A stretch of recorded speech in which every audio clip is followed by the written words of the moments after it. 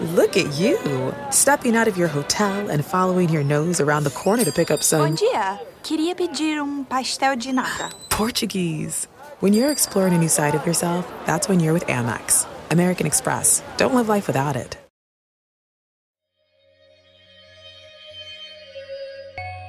Are you the type of person who seeks out the things lurking in the shadows? Do you thrive off of the fear, the mystery, and the unknowns of the world? Then you're in the right place. Something Scary isn't afraid of the dark, and we know you aren't either. Hello, I'm Blair Bathory, writer, director, horror lover, and host of the Something Scary podcast. Fear is a universal language. The things that scare us connect us. Every episode of Something Scary is filled with ghost stories, urban legends, and shocking accounts of paranormal activity sent in from our listeners around the world. Something Scary is also something special. We've been raising the voices of women in horror for over 200 episodes. Don't miss a single moment of spine-tingling fun. Subscribe to the Something Scary podcast wherever you're listening. New episodes are released every Tuesday. Sweet screams. Man Overboard. I'm Rebecca Lieb. I'm Jason Horton. And this is Ghost Town.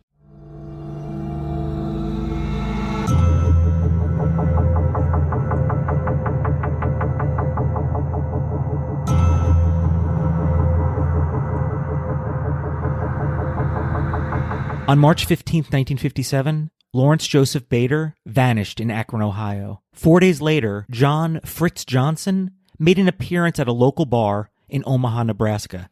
The connection? They are the same person.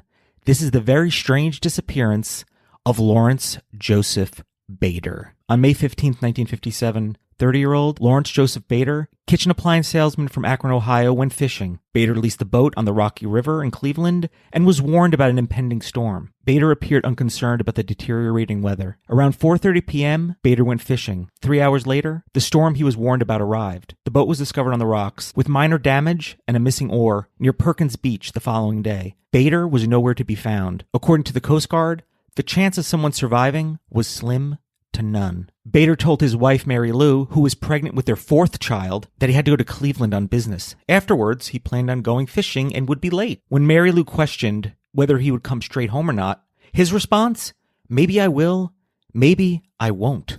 Cool. Very great husband and father. The man who rented him the boat, Lawrence Coulter, said he needed a boat with lights, even though it would be quite a while before it would get dark, which he found strange. He also recalled that Bader had a suitcase with him. 4 days later, John Fritz Johnson entered Ross's Steakhouse in Omaha, Nebraska, looking for a bartending job. Fritz became known as a fun-loving bachelor in Omaha, often showing up in an old hearse with pillows in the back that he called the hunting vehicle.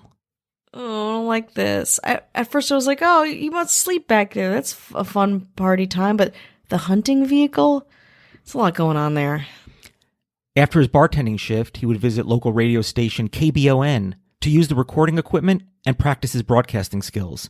In 1959, he was hired by KBON and became something of a local celebrity. Fritz was notorious for doing stunts like sitting in a box on the top of a 50-foot flagpole to raise money and awareness for polio. He didn't come down for 15 days. Kind of popular back then. Flagpole sitting... Stuff to raise money and awareness, and they would be strange, but this was pretty popular and probably pretty fun for Omaha. Yeah. He also took up archery. He won the Nebraska State Championship 5 weeks later. Jesus Christ. This man is putting all of his single it's like he has been repressed by family life, and now he's just like exploded with like single dumb bullshit guy antics. He told stories of a boyhood in a Boston orphanage and 13 years in the Navy. Around 1961, he met and married a former model named Nancy Zimmer, and they had a son soon after. Then he would begin his career on KETV as a sports broadcaster. Now, in 1964, Fritz discovered he had a cancerous tumor behind his left eye. He lost the eye and wore an eye patch. Look at this fun-loving guy. On February 2nd, 1965, Lawrence Bader would be found. More after the break. Priceline presents Go to Your Happy Price. What's up? It's Kaylee Cuoco. When it comes to travel, we all have a happy place. You can see yourself already there. It's beautiful. It might be sunny and sandy for some, neon and urban for others, deserts or rainforests or hiking trails. With Priceline, you can get to your happy place for a happy price with deals you really can't find anywhere else. Like up to 60% off select hotels to Costa Rica or 5-star hotels for 2-star prices in Cabo. Go to Priceline.com and travel to your happy place for a happy price. All right, see ya. I'm off to Miami. No, actually, wow, look at that. No, I'm going to Hawaii now. Ooh, Cancun looks nice. You know what?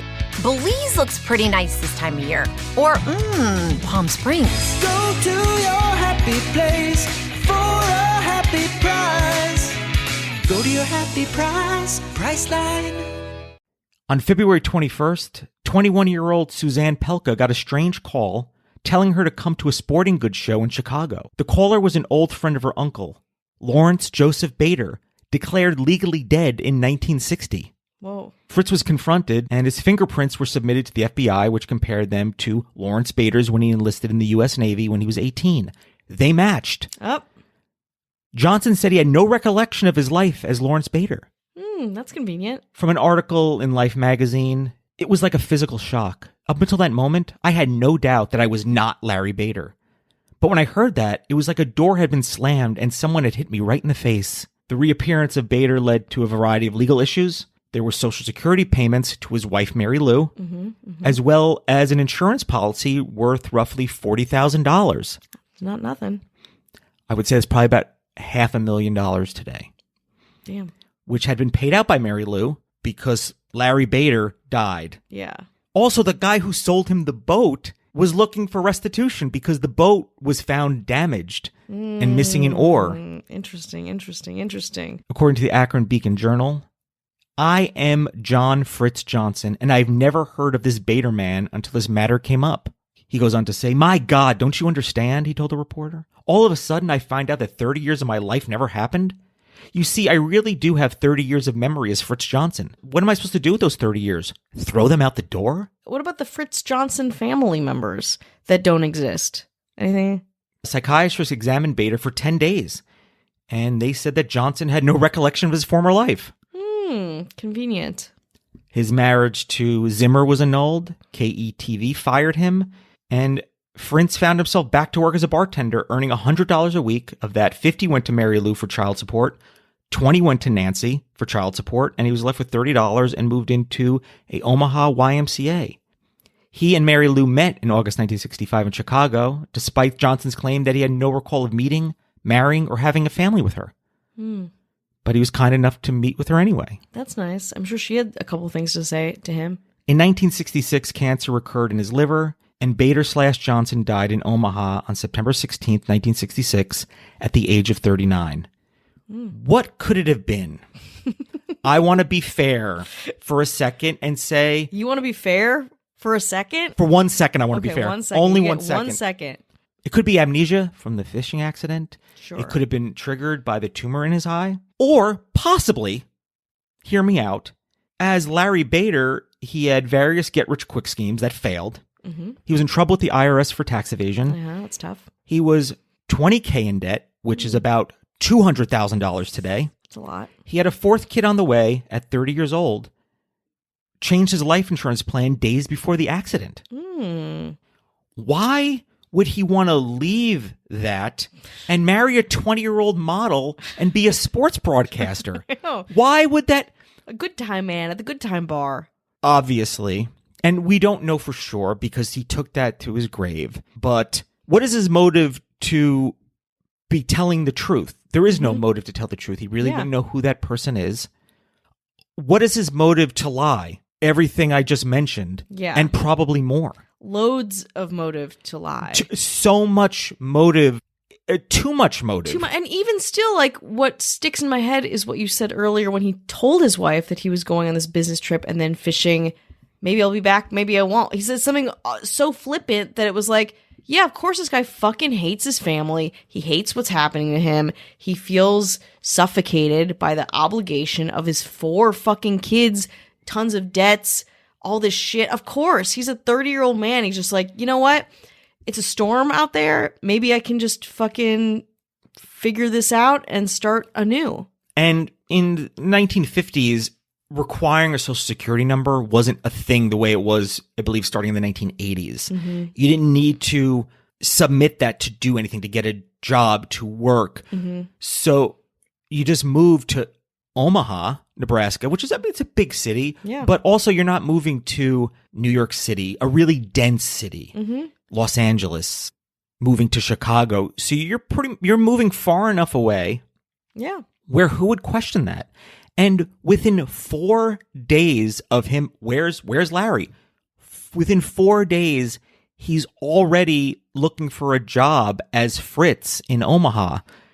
Obviously, this has been planned for Yeah. quite some time. Fritz Simmons, Patrick Fritz. I was like, did you make that name? Like, that doesn't even sound like a real name. And Pick he a name. He had a successful broadcasting career. He was a swinging bachelor, regaling stories of being in the Navy and an orphanage. So don't bother looking me up because it was an orphanage. So don't bother. It was in Boston. Don't bother.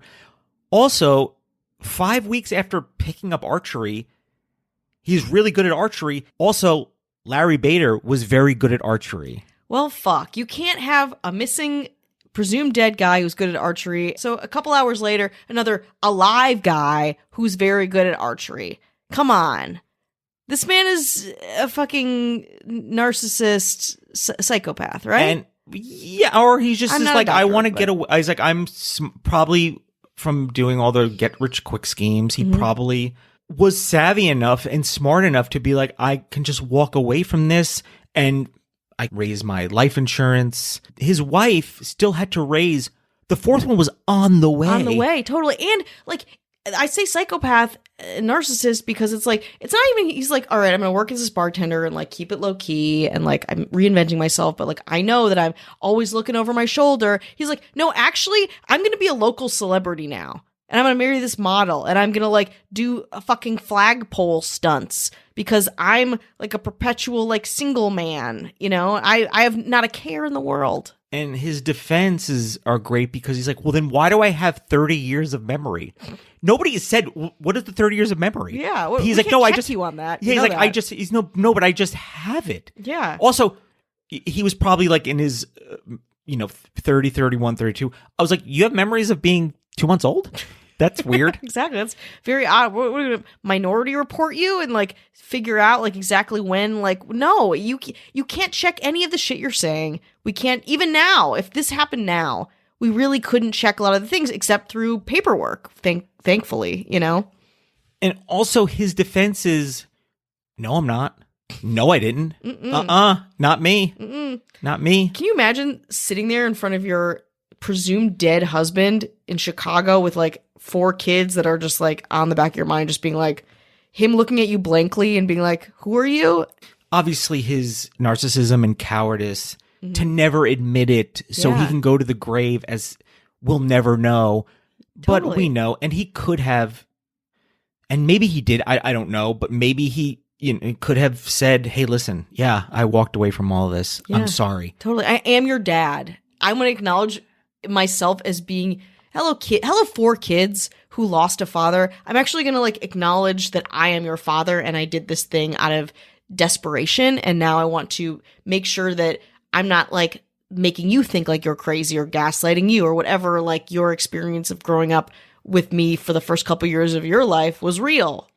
The only thing I don't get is who would leave a wife, 3 kids, a 4th on the way to hook up with some 20-year-old model?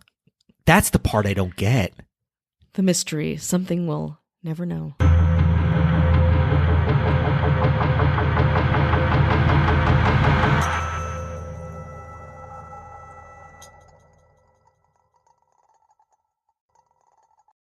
Leftovers or the DMV Number 97. or house cleaning or Chumba Casino always brings the fun. Play over 100 different games online for free from anywhere. You could redeem some serious prizes. ChumbaCasino.com. Live the Chumba life. No purchase necessary. Void where prohibited by law. 18+ terms and conditions apply. See website for details. Leftovers or the DMV Number 97. or house cleaning or Chumba Casino always brings the fun. Play over 100 different games online for free from anywhere. You could redeem some serious prizes. ChumbaCasino.com. Live the Chumba life. No purchase necessary. Void where prohibited by law. 18+ terms and conditions apply. See website for details. Leftovers or the DMV Number 97. or house cleaning or Chumba Casino always brings the fun. Play over 100 different games online for free from anywhere. You could redeem some serious prizes. ChumbaCasino.com. Live the Chumba life. No purchase necessary. Void where prohibited by law. 18+ terms and conditions apply. See website for details.